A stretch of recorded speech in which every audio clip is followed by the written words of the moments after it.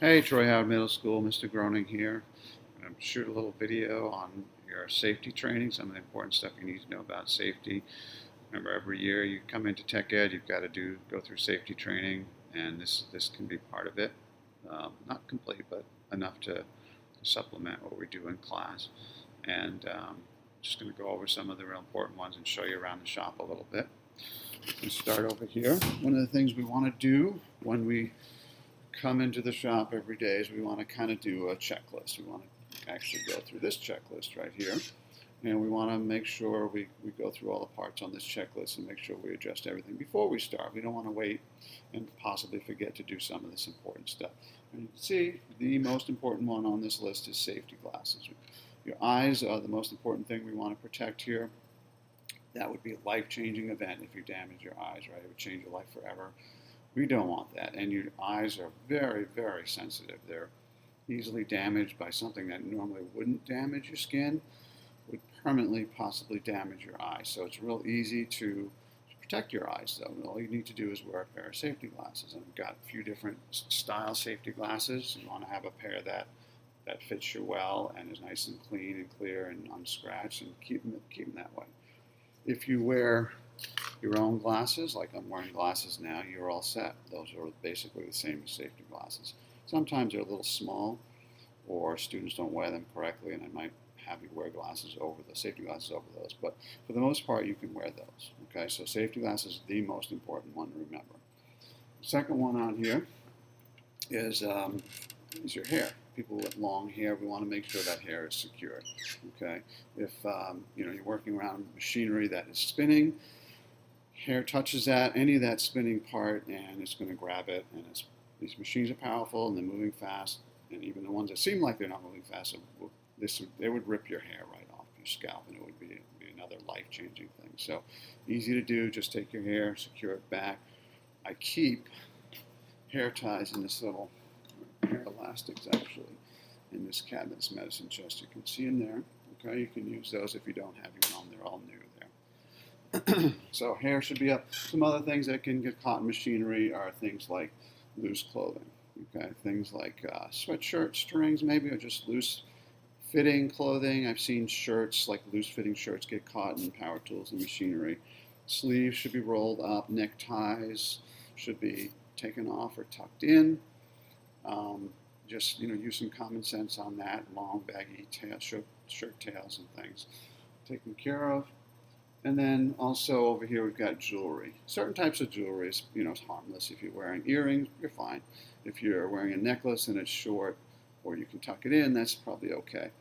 The more dangerous stuff is anything that's on your hands or on your wrist. So actually the most dangerous type are rings, because rings are the ones that are right close to where you're working, and if they get caught, they're tight fitting. They don't just break off. They're heavy metal, and they do a lot of damage if they get caught in machinery. So take off rings, anything else on your wrist as well, and fingers. Okay, and then going down further on your feet, you don't want to be wearing open shoes, things like flip-flops or sandals. You drop something or kick something, or whatever, you're gonna know it right away. You're gonna hurt yourself. And of course, on the bottom there it says awake and alert. If you're not either of those, maybe you've taken some medication, maybe you're not feeling well, feeling sick or whatever, probably you should talk to me about maybe just sitting out or observing or doing something other than using some of the more dangerous equipment. Okay, so just talk to me about it. And then what else here? Let's take a look at some of the tools that we have over here. We'll talk about some tool safety. Here's our tool cabinet right here. Okay, lots of different types of tools there. We'll talk more about that in class. But some of the things I want to talk about with safety have to do with handling tools, like a sharp tool like this one here. This is a wood chisel. Got a real sharp edge on it. And the way you want to handle that or carry it or move it from place to place is with the point down by your side, not in your hand. People have carried these with the point in their hand and they damage their hand. I've seen people carry them in their pocket. You're going to get hurt that way as well. Okay, even if it's just something like a screwdriver or any kind of pointy tool, carry it down. I know teachers have told kids for years to carry scissors like with the point part in their hand, but that edge is really sharp. That would be really dangerous. Okay, And also, if this tool happens to be dull or damaged, or maybe it's not in good condition, we probably shouldn't use it. There's a rule that says dull tools are dangerous tools, because when you go to use them, bad things happen. They slip, or you slip when you're trying to use them, or they kick back or break, or any number of things. Tools should work properly and should be nice and sharp. Okay. And also, when we use tools, we always want to make sure we use them the right way. There are a lot of tools over here that people tend to misuse. I see some wrenches there. Common thing is for people to take and use something like a wrench and beat something like it's a hammer. Okay, wrenches are not made to be hammers. This steel is different than the steel of a hammer. It's treated differently. It's engineered differently. So if you try to hit something with this, there's a good chance that piece of that steel could chip off. And when the steel chips off of hardened steel, it moves like a bullet. And I've seen some injury. I have an injury from something like that happening to me. So use tools properly. Okay, so going back to the chisel here, I've seen students or have students getting hurt using these to open paint cans or to pry something apart. Okay, this is really not what they're meant to be used for. We use a screwdriver or a paint can opener for that. Okay, let's see, we've got also some power tools we're going to be working with here. Let me show you a couple things about this particular power tool. You can see you've got it laid out right here. You guys recognize that tool as a jigsaw or a scroll saw. And always remember with power tools like this, when you go to use them, before you plug it in, make sure it's off. Make sure this trigger is not locked on, or it switches off. And the plug itself, when you handle that, I see that misused a lot. People tend to, when they go to unplug something, they grab it by the cord.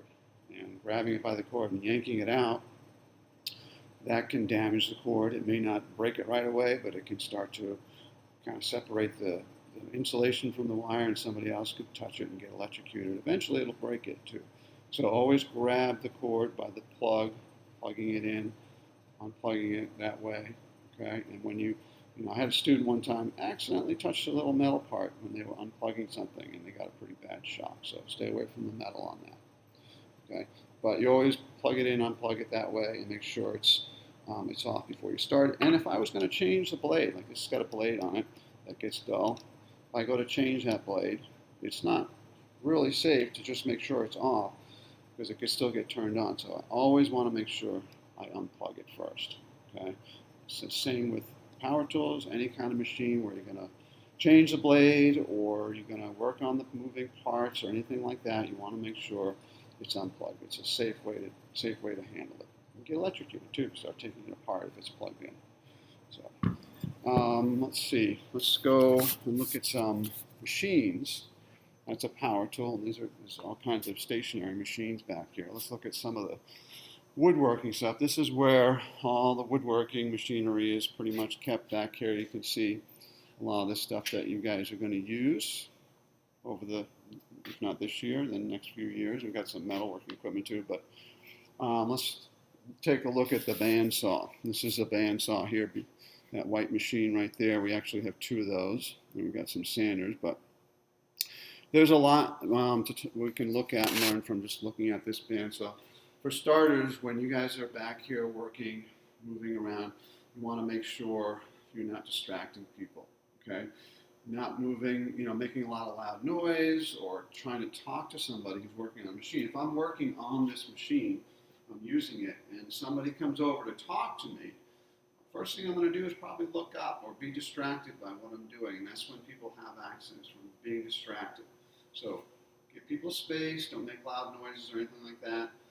Don't talk to them while they're working on a machine, okay? A couple other things to remember too is when you go to use a machine, you're the one using the machine. I don't want anybody going to turn the machine on for somebody. I see that sometimes. Make sure you're the only one turning it on, turning it off, okay, and not having somebody do that for you.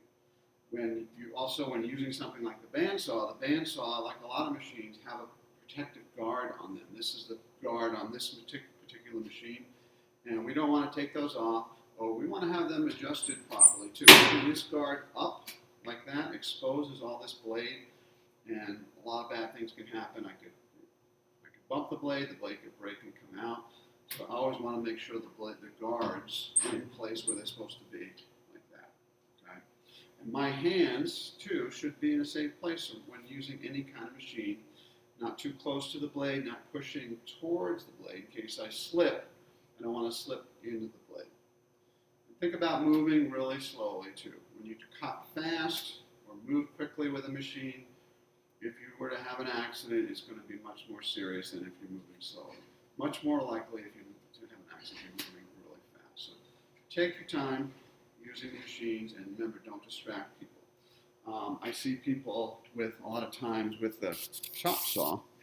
There's a chop saw here. You can see it right there. Sometimes people get a little nervous about using it themselves, so they'll have somebody hold the wood while they go ahead and cut it, and that can be really dangerous. Okay, so make sure you're the only one using it. And also remember, with something like these other machines, it's sander sometimes, like this sander, sometimes I see that running. People leave the machine running. Okay, that's really dangerous. Make sure you shut it off when you're done, and make sure it stops too. Some of the machines, like the bandsaw, it tends to run for quite a while. Not run, but it coasts for quite a while. So make sure it's safe before you walk away from it. Okay, good thing to do. And there you can see there are plugs. Every machine has a plug in there. If you would have needed to touch the blade for something, make sure you unplug it. And in general, while we're moving around in the shop, okay, you guys are kids and we get impulsive, but moving quickly, running, fooling around, anything like that is really dangerous. Not just for you, but for everybody. Because if you bump into somebody, nudge somebody while they're working, using a machine, doing something dangerous, then they're going to have a really serious accident. You don't want it's not just about you; it's about everybody's safety here. Okay, and also as part of our safety too, we got to make sure we clean up. It's not safe to work in a shop that's dirty and has stuff all over the floor or on the machine. So we clean up every day. Every class period we clean up. At the end of the class period, you can see the brooms up there. Okay, and there's a shop vac down there. Sawdust can be dangerous. Sawdust not only can be slippery on the floor, but also it gets in the air and then we breathe it in and it can cause problems that way. That's why we have a dust collection system and shop vacs and things like that. Okay, so we'll go over more specific safety training on these machines as we go through the quarter. Okay, so we'll get into that. And remember, if you're absent on a day when I go over a machine, like if we go to use one of the first machines sixth graders use is this jigsaw here, and if you're absent on the day when I explain how to use it, don't use it until you come see me. Come see me and I'll explain the proper way to use that. Okay, and then we'll do that right in class, and then you can use it. A lot of times too, students like me to be there with them the first time they use a machine. It just it's not a bad idea. So if you're at all nervous or not sure how to use something, come see me and I'll help you through it. Okay? And let's take a look over here. You can see there's some, and we're going by some machine. There's a drill press there. We've got another drill press there too, right there. But just want to mention a couple more things over here. We've got our paint and finish room right there, and that's a place where we have to store and use all flammable materials, things like spray paint or stains and varnishes and things like that, because they're flammable. So we wouldn't want to use them out here and possibly have them ignited. Not only that, but there's ventilation system in there to vent fumes. Especially things like spray paint are especially dangerous for our lungs. So with spray paint, we can do that in there. There's a spray booth. If we were to do it out here, the fumes could hurt people. Outside's not a bad option too, but we have this spray booth in here that works for that. Okay, we'll talk more about some of the other safety things associated with that as well in class, but that's an important one to remember about spray painting, not just here, but at home as well. So did we talk about, one of the things we didn't talk about is injuries or accidents. If you guys were to have an injury or an accident, the first thing you should do is always come see me. Okay, I don't want you guys going to the nurse or going to the bathroom. Always come to me. I'm certified. You can see my office there. I've got the first aid kit right there, that blue first aid kit. I'm certified, and I keep that up to date for first aid and CPR and all that good stuff. And I can take care of you, or you may end up at the nurse because I can't treat it myself or whatever, or it's something more serious. But you always come to me. I've had students bleeding in the bathroom. That's not safe. I've had students not tell anybody, when they should have gotten some treatment. So always come to me, and we'll take care of it. Okay. And as your classmates, what you guys should remember is that you should not be administering first aid to somebody else. Okay, you're not supposed to do that because you're not trained to do that, and also you're exposing yourself to blood. It has to, treatment has to be done a certain way when there's blood. So also don't, clean up anybody's blood as well. Probably not even your own blood, because it has to be done a certain way. Just wiping up blood is not really a safe way to clean. It's got to be done the right way to make sure it's safe for everybody. So blood spills is certain. You probably learned all that in health class, but it's real important to know that. Just remember, on the safety training stuff, you got to go through this every year that you're in here. And any machine that you used last year, you still have to get instruction on it every year that you're in here. You can't go ahead and use it, even if you use it at home or whatnot. Make sure you always have to get instruction on it with me. Okay. The only other thing, let's see, I think we're all set on most of this stuff here. There's one more thing I wanted to mention about. Oh, on burns, we use a hot glue gun for a lot of different things here. It's really handy for gluing stuff together. It's quick and strong, but people get burned a lot from it. It's melted plastic, so it's pretty hot.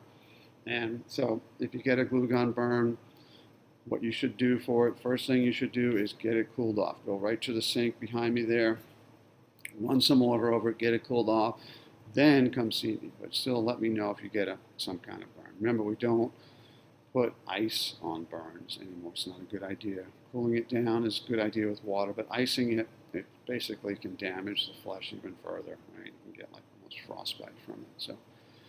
So just get it cooled off quickly and come see me. Okay? And we get burns from other things too, but mostly it's hot. Okay, so in class we'll be, or maybe I'll send you home with, but we'll also be taking a safety quiz. That's something you have to do every year, and I keep that on file as well. It's part of your safety training. So, all right, thanks. I'll see you guys in class, and we'll finish up some of the other important safety stuff.